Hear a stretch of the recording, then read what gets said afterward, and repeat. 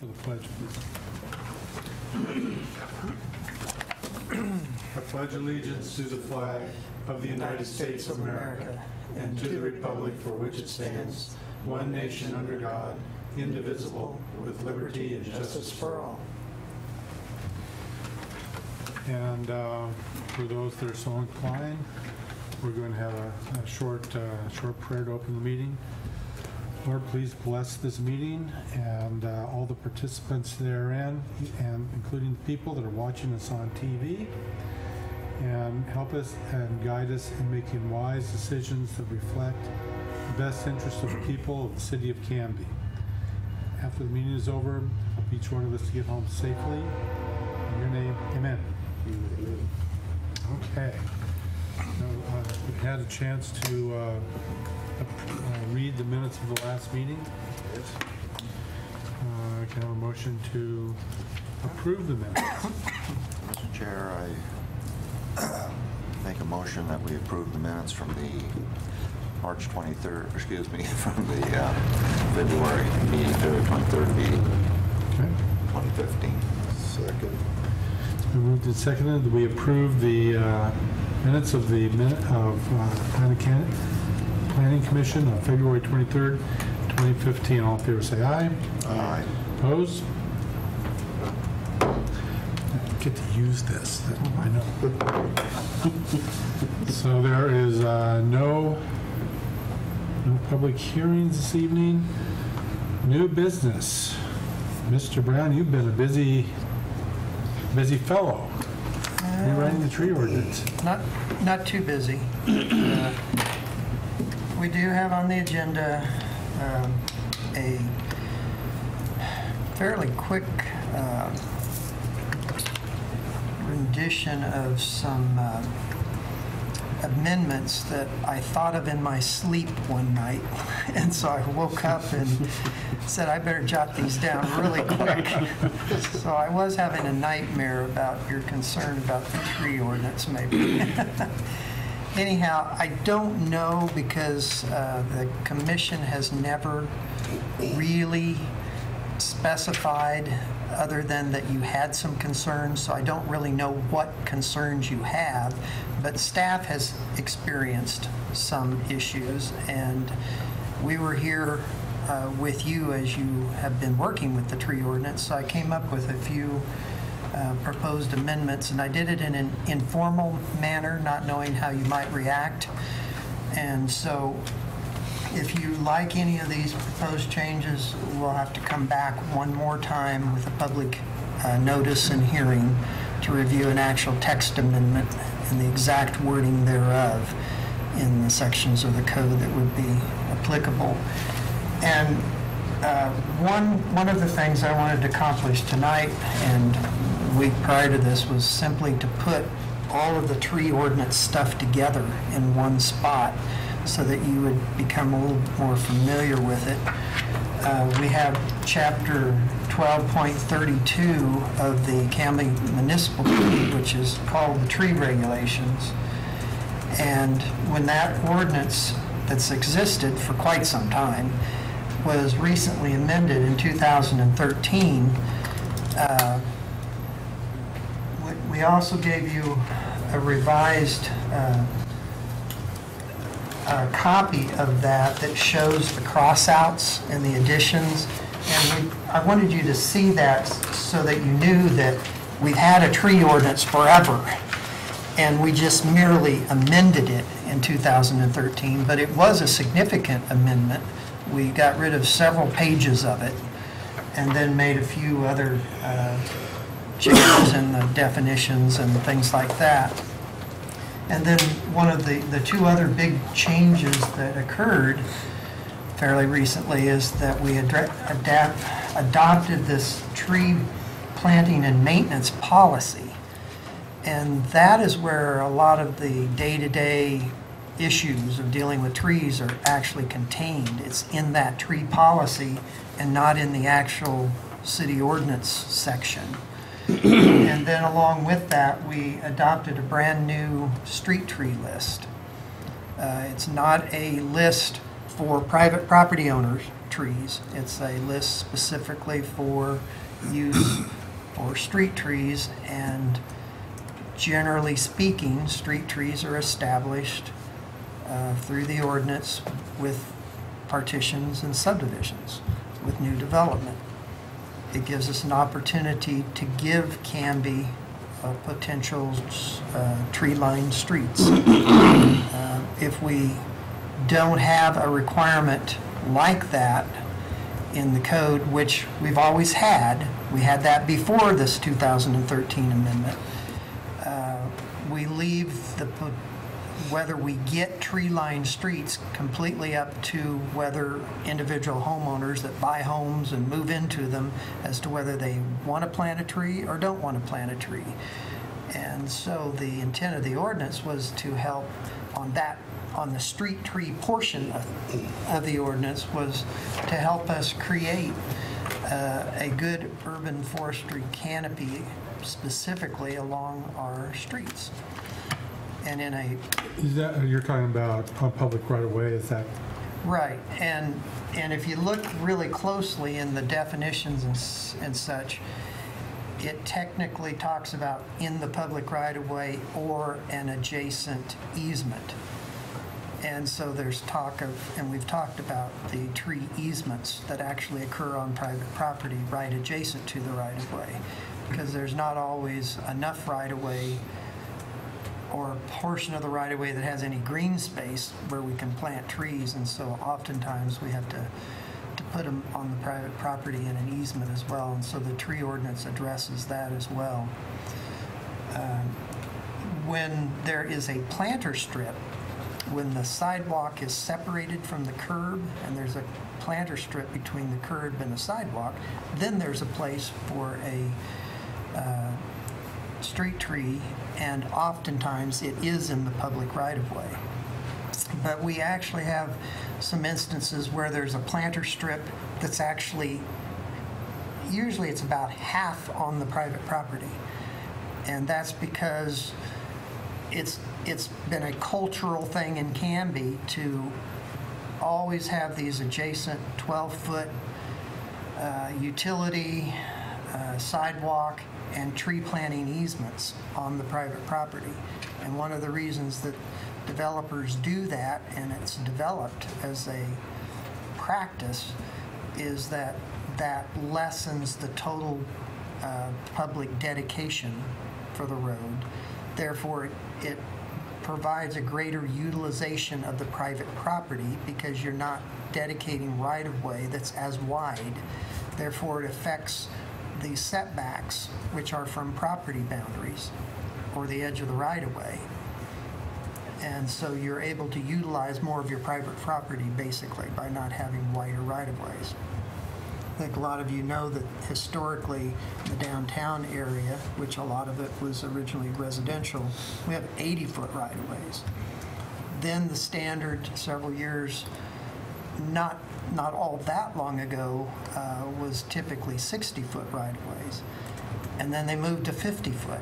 And now we're getting even less than that in many cases because we're dedicating these adjacent utility, street tree easements, sidewalk easements on private property. In 2010, when we adopted our brand new transportation system plan, it actually has the street cross sections in it that we use as a guide. And in most of them, it says that the planter strips can be anywhere from 0 to 8 feet in width. And so it doesn't tell you absolutely whether there should be a planter strip or how wide it should be. It just says anywhere from 0 to 8 feet, your discretion. And that's why one reason that our practice has continued, even though we adopted this new TSP of using these adjacent easements. There is a statement in the TSP that indicates that we should be moving towards placing sidewalks in the public right-of-way rather than on private property. And we have done a couple new subdivisions that have done that, but we've also done a couple brand new ones that have continued the old pattern of putting them on the easements. So that's just some kind of related information, since the street trees happen in all of that particular area. I could go over real quickly the language changes that I've put in the short staff report, which I've entitled Exceptions to New Street Trees. We don't have any section in the current ordinance that talks about any exceptions. What page is that? And that would be on page 6 of 43. I think you have those page numbers down there. Yep. So under discussion, exceptions to new trees. And these are what arose in my mind from the partitions, especially, that you had been reviewing here at your meeting, and realizing that every partition has some unusual circumstances. I mean, we have partitions that are completely already fully developed. There's a house on each lot, so they're partitioning so they can sell them separately.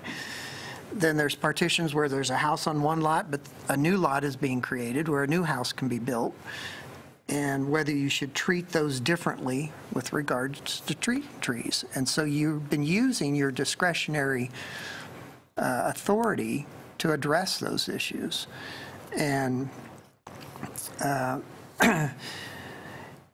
it is possible, though, that we can create an exception section to the ordinance that might more clearly address those issues, so that a developer could read the ordinance and know right up front that, oh, I guess I probably won't have to do a street tree in this instance. And as it is, he doesn't know until he gets to the meeting and you guys look at the ordinance and try to make that decision for him. So I propose that a partition that we would not require street trees for a partition that results in a flag lot having no public street frontage. Now, I remember Commissioner Hensley pointed that out very clearly, and staff had made that recommendation in one of our staff reports, that the intent of street trees is to enhance the public street frontage in front of your lots. So if you got a flag lot, you're not even in front of a public street, so it makes sense that we just go ahead and exclude that. Another instance would be a partition involves a lot which is already developed. Some lots that already are developed might not have any trees, though. But it's usually when you're developing that we impose new standards and regulations. And so I think it makes some sense also not to apply it in that case. So that would be the case that you were talking about earlier, about having splitting a lot that already has two houses on Right. it. Okay. Right. So in a case where both lots, resulting lots, were already developed, then this one would kick in and say, hey, no street trees are going to be required. Just say that up front in the ordinance. Number 3 is a partition involves a lot planned for redevelopment where the street tree requirement can be applied later when the redevelopment occurs, either through further partitioning or as a landscape plan required through a site and design review application. This one came up as an example with the partition that Jason Bristol was doing, where he had development on both lots. One lot was a small lot with one house on it, and the other lot had 3 houses that were very old, and he was going to redevelop that as soon as he could possibly do that to as many as 26 units. And so this is trying to address the fact that the decision you actually made in that case was, I don't know how I'm going to develop it for sure, and I don't want to rip out the sidewalk and everything else that I'll put in if in 2 years I redevelop this property, which seemed to make some sense. And you took action that waived the street tree requirement for that particular one. that was a little harder to try to think of some wording for that one, but I think this actually may work. And there could be some other instances where we might face a situation like this. And then the fourth item where we wouldn't require street trees is development of a vacant or partially developed parcel, whether existing or part of a partition, that has an equal number of ordinance-required existing trees whose proximity to the public street is within the bounds of the usual 12-foot wide street easement, and whose species are included on the official street tree list. This also came to mind from a partition that we had done where there were lots of trees already in the front yard.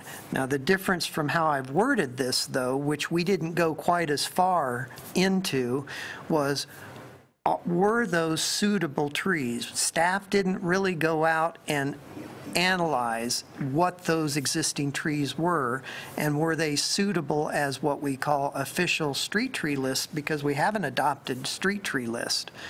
And so you would think that any of those trees that we're going to count in order to waive that requirement would be species that are on our adopted street tree list, and potentially healthy trees or something of that sort. On that, how do we define, what is an accepted tree? Is it something that would be a native? There's a list, I think. Don't we have a Well, list? the list Well, itself. it's on the list, but Well, the list helps you just a little bit in that maybe it doesn't explain it as much.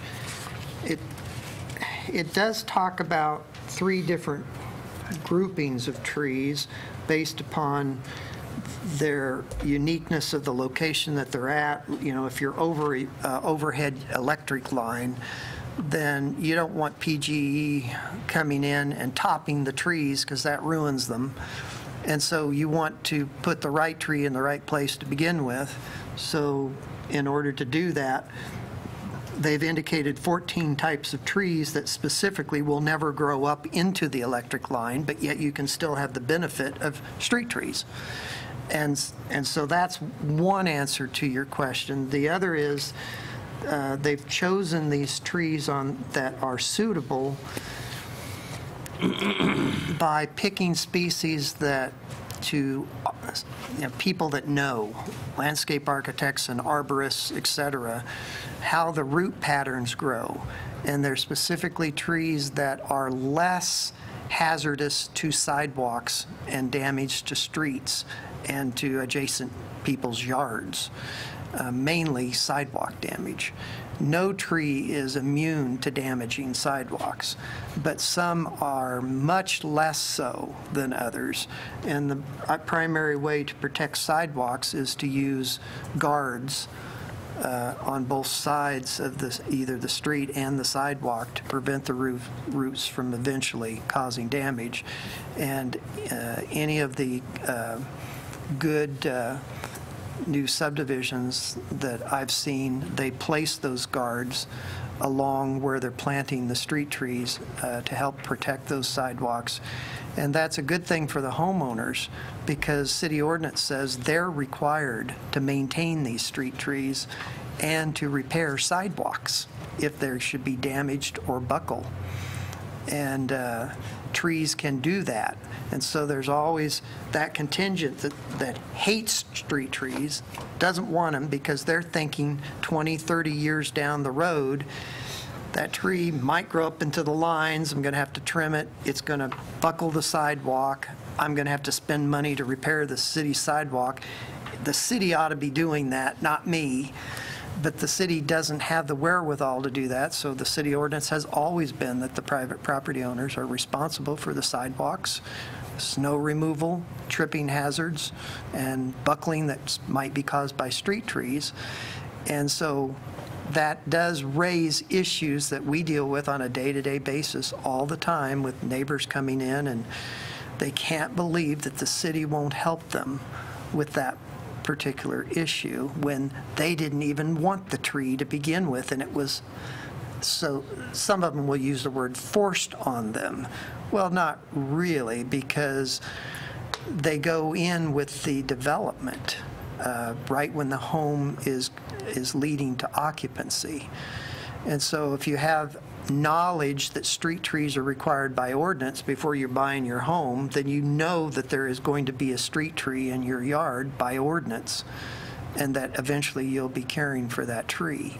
So that's how it currently works. That's how the ordinance is set up. And I wasn't quite sure if you all were totally aware of that and the fact that we've had this ordinance for quite some time. One of the big changes that the 2013 amendment did was apparently Matilda, our senior planner, and the city arborist had been working for nearly 10 years, way before I got here, recognizing that we had experienced some problems in getting street trees planted in all instances. They left it up to the developer, and they weren't always getting put in. And more than that was the issue that they were being placed with the wrong types of trees in an inappropriate location in the yards, too close to utility lines, fire hydrants, and street lights and driveways. And so they felt that it would be better if the city took over that duty and hired a single contractor, which is what I think we're going to do. We haven't actually implemented this new 2013 ordinance all the way yet because we hadn't had any subdivisions until recently.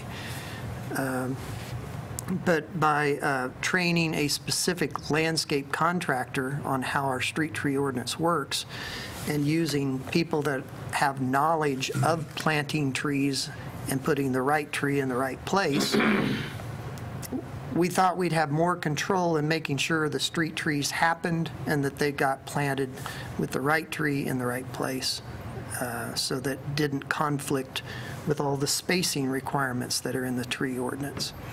And those are in there to help protect those utility lines and the services that go to the people's houses and everything, because trees can eventually cause problems in your sewer lateral line by breaking through and clogging it and maybe disrupting a water meter. And so all of those kind of things can happen over time with some trees. And so again, the species listed cause less root type problems than many other types do. We found out that some of the maple trees that were on 2nd Avenue in downtown Canby were not the best choice. And so we have a process now of gradually taking out and replacing many of the street trees right in the downtown area, primarily on 2nd Street. We wised up and planted more correct species along the 1st Avenue redevelopment that hopefully we won't have the same sidewalk problems that we're experiencing on 2nd Avenue with the trees that we put in. Trying to think if there was anything else that I wanted to... One of the things that I'm not quite sure of, if you like the idea of some of these requirements, are where to put those. I don't know whether they fit best in the Chapter 12 tree ordinance or whether they fit best somewhere in the tree planting and maintenance policy. And so I still have to think about that. I'm not really sure where to stick a brand new section of exceptions to new street trees.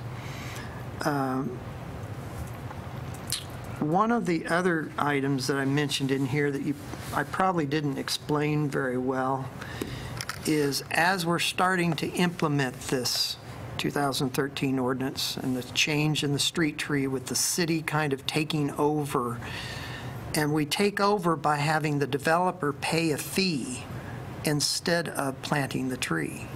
So before he files his plat of record that allows him to sell his lots, he gives us $200 a tree. Well, there's been a couple issues that have been raised. One is that some of the developers say, well, I can buy a tree for less than $200. How come I have to pay the city $200? Well, there's a really good reason for that. The ordinance also says they need to be guaranteed and alive for 2 years. And at that point, the developer and/or now the contractor that the city will probably hire to go out and plant these are supposed to guarantee these and water them and replace them if they die within that 2-year period. And I've talked to landscape contractors, and they say that the cost of maintenance for 1 or especially for 2 years is 2 to 3 times the cost of the actual tree itself. So there's your answer. We're not sure if $200 is enough to guarantee that these trees live for 2 years, because the initial establishment period is the most difficult time period where they have to be watered. Now, some of them are planted in the planter strips that are irrigated. That helps quite a bit in hoping that the trees will survive that first year or two before they're established. But some of them are not. They're in the front yard in that easement, and there's no irrigation system. And so that first year is critical in having somebody water them, and that takes time and money that can equal the cost of a tree itself. But the bigger issue that we've had concern with is not the price, but the fact that there is a standard that's called the 30-foot frontage spacing standard. And so what it does is says that, all right, you have to pay us $200 per tree, but for how many trees? Well, it's based upon the public street frontage you have in your brand new partition or your subdivision. And so you measure the linear frontage adjacent to both sides of all the public streets in your subdivision, and you divide it by 30, and you give us $200 per that number. The problem, that's simple. It was an example that we pulled from Beaverton, and that's where our city arborist had previously worked, so he liked the way they had done things. They'd been doing it for years. Works fine for them. Our developers have pointed out, and rightfully so, that you can't plant a tree every 30 feet. It's not possible and meet the spacing standards from the driveway, from street lights, from utility laterals, etc. And so in reality, they feel like it's unfair that we're using a 30-foot spacing standard when you can't physically, in an appropriate manner, plant that many trees in the subdivision. So that raises the cost per tree because you're doing more trees than you're really going to plant. So our answer to that, since the ordinance was adopted, was that, again, don't think of it as planting that number of trees. That just happens to be the spacing standard. Think of it as we need the extra that spacing standard does in order to pay for the 2-year maintenance.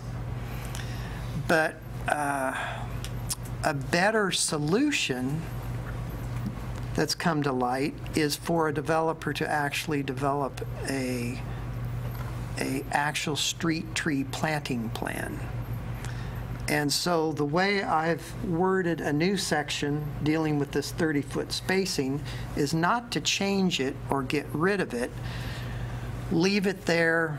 This is just my idea at the time, is leave it there as a standard to help us get enough money to not only buy the trees and replace them if they should die in the first 2 years, and guarantee that they do live with the watering, etc.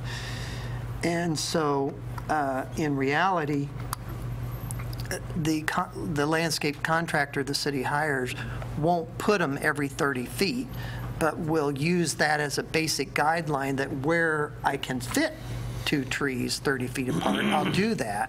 But where I can't, I'm not going to try to squeeze one in. And so he won't plant as many as you think. One of the things that has come up is that why not just charge more per tree and change the 30-foot spacing standard? I mean, that's one other pathway that we could go, is use perhaps 40 feet, and then you're much more likely to be planting the same number of trees that you end up with. If we still charge $200, we may or may not get enough money to hire a contractor to put all the trees and guarantee them for 2 years. That's going to take some practice over time for us to know whether we're charging the right amount per tree. We've just pretty much used estimates of what trees cost and how much we thought how many might have to be replaced in the first year or two and that kind of thing. But what I have proposed in here is that if the developer chooses to develop a street tree planting plan that considers the spacing standards between the trees from various infrastructures, like I've just mentioned, fire hydrants and street lights and driveways, and identifies them on the map showing his subdivision where these trees are going to be planted, and he comes up with a lot fewer than the 30-foot spacing, we will accept that street tree plan as being appropriate. And so by doing it this way, if you have a developer that isn't interested in trying to create his own street tree plan because it's too much trouble, then he'll use the standard 30-foot spacing, and he'll probably pay more for street trees. But if he's willing to go through the trouble of deciding ahead of time where those street trees ought to be, then he's going to pay less, because you can't crowd that many trees into his site. So that's what this section is trying to get at, is something to be more reasonable if they want to give us a true, and that's in the ideal world, a street tree planting plan is what you want. One of the problems in getting those is developers don't always know where the driveways are going to be. They don't know the house plans at the time they're developing, a street tree plan. Oftentimes they sell the lots to different builders, and so they can't plan all the houses off because different builders are going to be doing that when they buy the lots. And so that's one problem maybe against doing a street tree plan ahead of time. But I think we can have enough flexibility to know that if they flip a house plan and the driveway ends up going on the other side of the lot where you showed a street tree, well, then you just move this tree over to the other side of the lot. You're still going to have the same number of trees in that yard. They just flip the house plan. It's where that driveway goes that you usually don't know which side of the lot it's going to be on. So, that's kind of up to you if you think we should change the spacing standard or do both, accept the street tree planting plan and change the spacing planner, and then wait until we find out how much it costs the city, and we can always adjust the $200 per tree based upon experience. If our fund isn't big enough, then we'll raise the cost per tree and put it in our master fee schedule, just like we do other fees over time to try to keep up with the cost of doing business. But that's what I've proposed here tonight, and wanted to see what you thought. Okay. Mr. Surlett, any thoughts on this? Feverishly writing here. A few points I'd like to address, my concerns. One is, do we have, or is there anywhere, I read through this, but I don't recall seeing any of it as I read through it, a grandfather clause for existing trees that really amount to something. I'm not talking a scrub oak or a vine oak or something that grew up on its own, basically a weed tree, but a well-formed, a mature, a very handsome existing tree on city property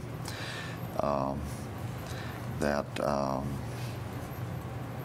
we have some protection for that tree. Also, I'd like to see some language for replacement of older, diseased, or rotted trees on city property, so that as a old tree is taken down, a tree is put back in its place. I believe that trees add a great amount of livability to a city or a neighborhood. If any of you are familiar with Eastmoreland or Laurelhurst District in Portland, the trees add a great amount to those areas in livability. Also, another point is the Historical Review Board is currently involved in nominating historical trees of age or of historical significance. So I would like to see, if possible, some involvement from the Historical Review Board reviewing of removal of a significant tree in our community.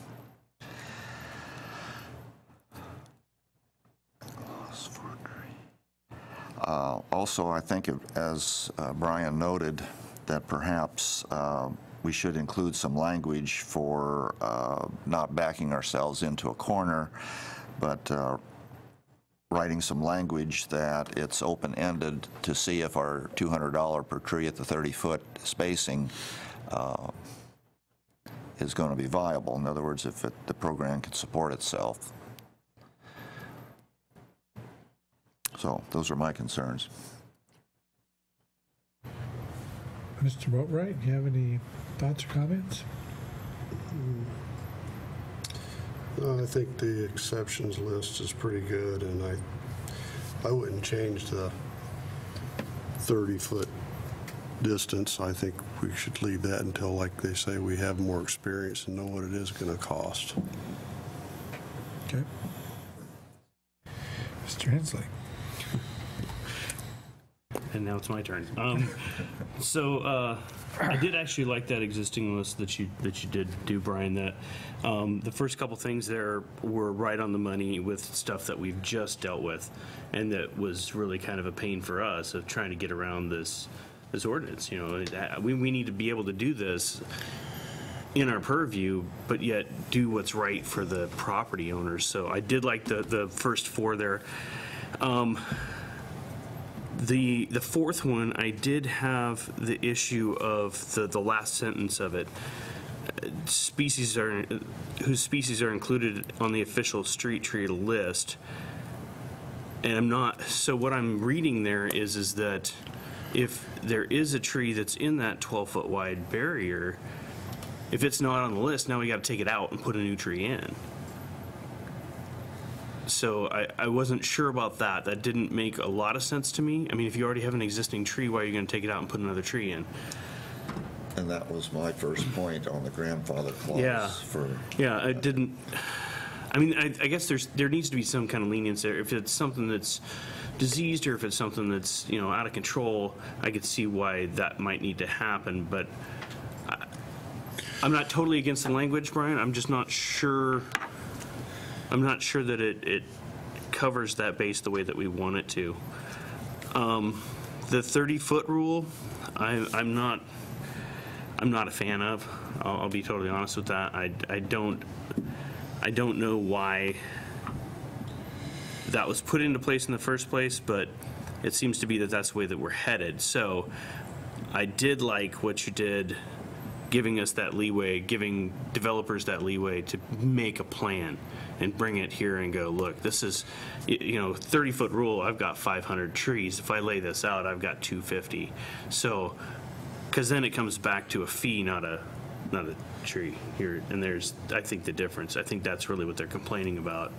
They're not complaining about putting trees in. They're complaining about getting charged a whole bunch more that they don't feel like they should be. So, and that's what I really want to cover for the developers. But I can understand, as we put in new development, and I think we all live in different parts of town, so everything looks different. Larry, you live over on the other side, newer development, right? Probably 10 years. Farms. Yeah, so, I mean, and I think John and I live pretty close to each other. 50, 60-year-old neighborhood. And so More I went trees. driving around a little bit, and I was looking at trees in my neighborhood and then other neighborhoods around the area. And like on John and I's side of town, it's about a 1 in 5 or 1 in 6 that has a street tree. But it doesn't. I mean, they have some trees in their yard, but they're not street trees. So I look at that and I go, well, we have old growth trees in our yards. My particular street, there's only 2 houses out of the 6 that have a tree in their front yard.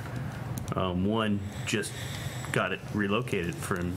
It fell on his house, but so maybe that's 1 now out of the 6. But I don't know. As we go through this, I don't know if there's a really perfect answer either way. But also, I think that we need to have some leeway as a group here to say, like we have in the past so far, to say this makes sense, this doesn't. And I think we've done a good job of that so far. But I like the fact that we're visiting this and seeing if there's something that we can do. And I like what you've done here, Brian. It's good. I think it's in the right direction. So, and it may be just some more conversations of, well, that makes sense and that doesn't. So that's what I got. Well, I would agree with Mr. Hensley and Mr. Surlett. I did have a question, though. In reading through this, there was reference to, you referred to the city arborist, and in here they referred to the city forester. Are they one and the same people? Right, and neither of those people exist, and so it becomes a public works director and/or his appointee, and we don't have a public works director either, although we're hopeful we soon will. And so you have all of those kind of issues that happen as well. And so a lot of times ordinances are most appropriately written, and they just say the city administrator and his appointee.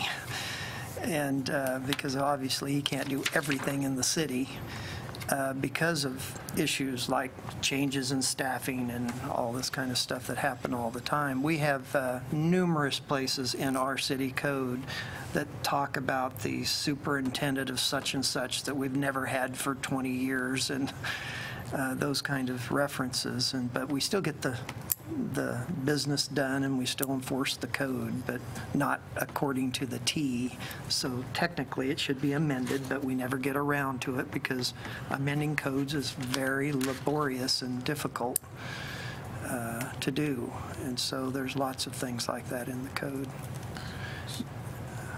Well, having gone through this myself, my feeling is that I would actually like to come back, and I would like to spend a little more time with it and read through this based upon our discussion this evening, and because I think that there's a little more, it's a little more robust, if that's the right word, than would appear at first blush. And if we're going to, because this is a pretty significant piece of work here, I'd like to make sure that we get it right.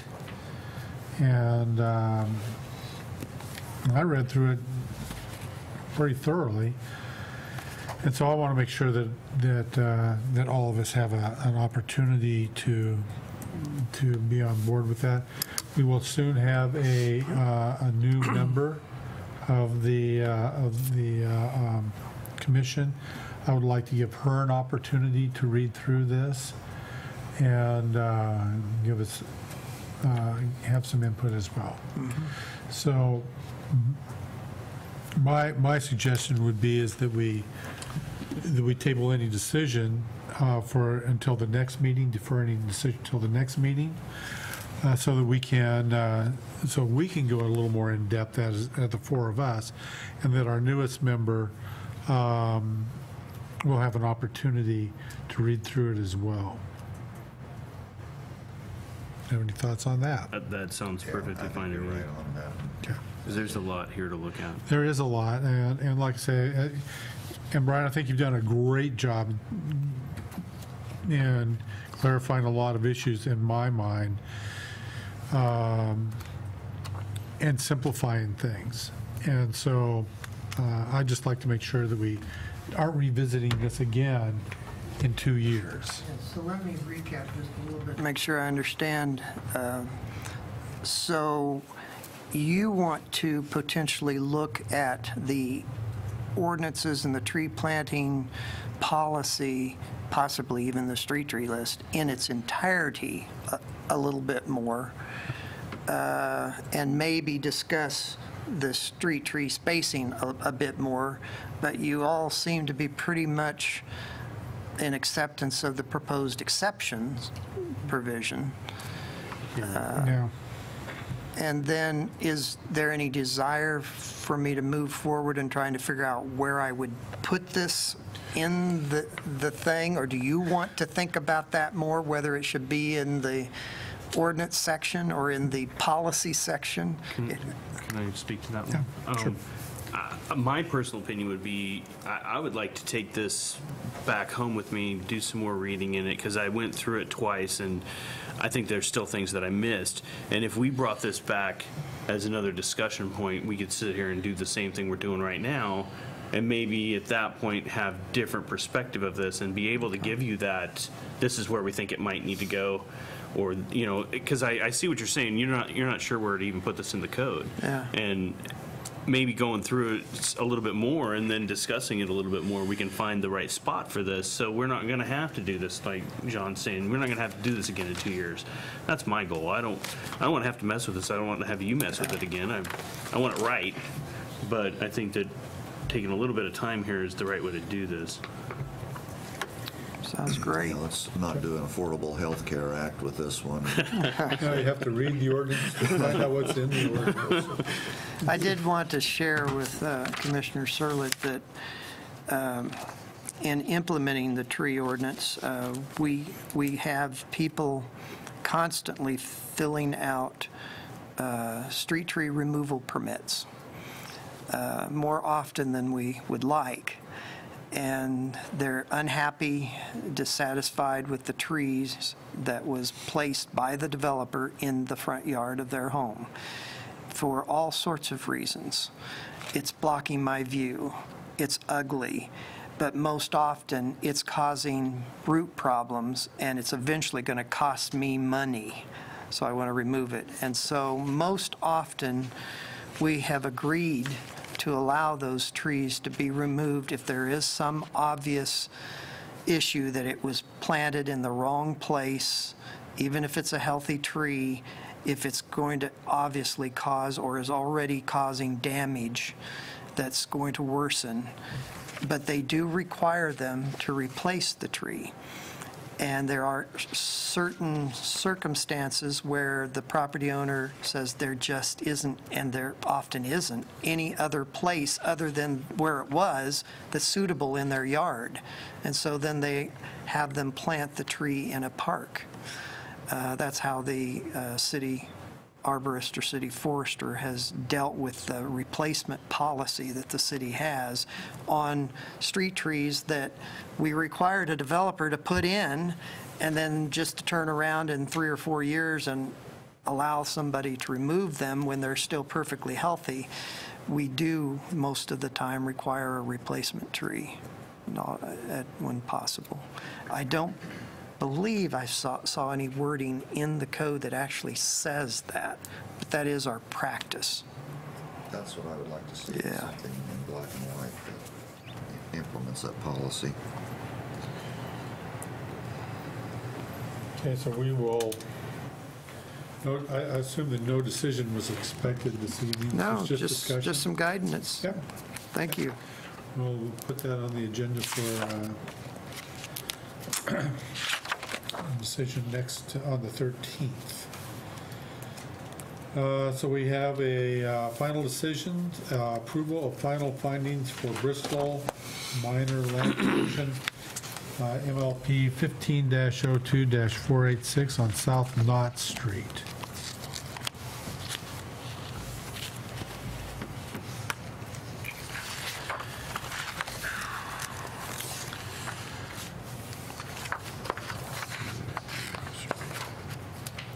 We heard from these folks last month, I believe. Is that right? Yeah. Mr. Chair, I would move that we approve MLP 15-02 as written. Do I have a second? I'll second. Any discussion? All in favor, say aye. Aye. Opposed? That's approved. I don't know if I'm supposed to do this. What the heck?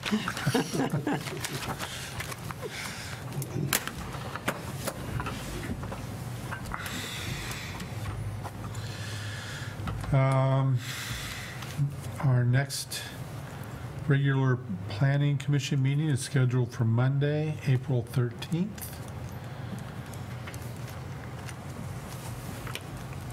And it sounds like we probably are putting the tree discussion, ordinance discussion on that agenda too. That would be correct. And trying to think if there's anything earth-shattering that I could share with you that's been going on. We're at our very busiest time right now. We have development projects that are numerous, and they're in all the different stages now. And that's what's making it more difficult for staff now, is that when we're just dealing with pre-application meetings or taking something to the Planning Commission, but now we've got those happening, and we've got those that are developing their construction plans or their final plats for recording or are under construction, and those that are now waiting for inspections because they're about done with their construction, and occupancy permits, and all through the gamut now. And so it's got us running here and there, working on all aspects. And so that's the first time in 6 years that I've had quite a few projects that are in all different stages now. And we also have projects such as the Fred Meyer fueling station, the McDonald's that was approved by the Planning Commission quite some time ago, and let's see, the Canby Square seems to be moving. The old Hoi Tin restaurant seems to be moving forward now with a building permit in the works. And so those things are still taking time. We still don't have a time frame for when McDonald's is going to finally present a building permit.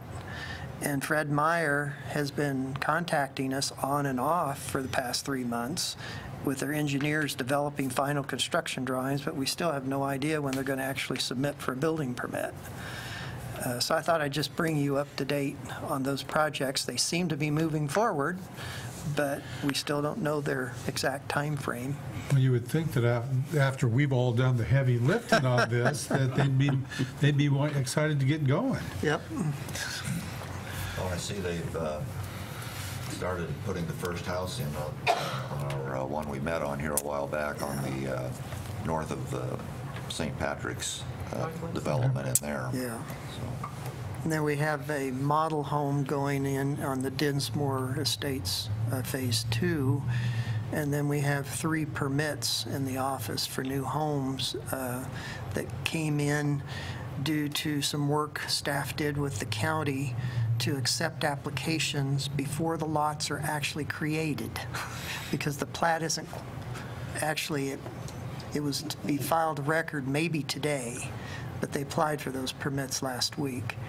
And so we were working with them, and there's some issues and things you have to work through with that. And what they wanted to do is get the plan review with the county underway, knowing that the plat would be filed in 2 or 3 weeks, and that it was going to take that long. So it certainly won't be issued until the plat is filed of record. Well, with all this running around that you have to do, saves on gym memberships. That's right. You know, so there you go. Anything else? No, that's all I've got. I will entertain a motion to adjourn. I would move that we adjourn for the evening. Second. All in favor, say aye. Aye. We're adjourned.